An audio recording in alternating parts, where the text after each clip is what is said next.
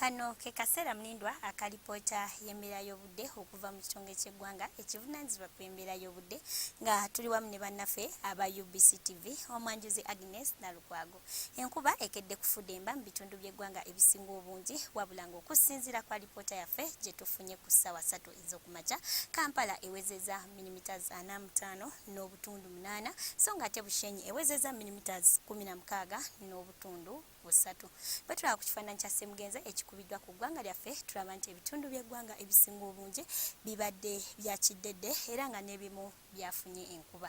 Kino nno kiviiridde ku Sserwandula mpewo asimbye ku Guyanja Buyindi nga asindika empewo empeweevu nga zikunta zidda mu ggwanga lyaffe wamu n'omukubo gw'enkuba okuba nga gusaasaanidde mu bitundu by'eggwanga ebisinga obungi ekiviiriddeko enkuba gye tufunye mu bitundu ebyo.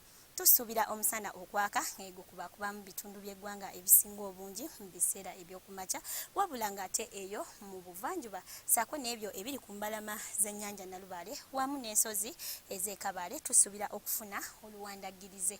Olw'eggulo tusuubira enkuba okutonnya mu bitundu by'eggwanga ebisinga obungi wamu n'ebbugumu okutuukira ddala ku Celsius 29 eyo mu kitugumu so ng'ate eyo mu kibuga ekikulu Kampala wamu n'emirirwano tusuubira ebbugumu okutuukira ddala ku Celsius 26 mu nsozi ez'e Kabale lijja tuukira ddala ku Celsius 24.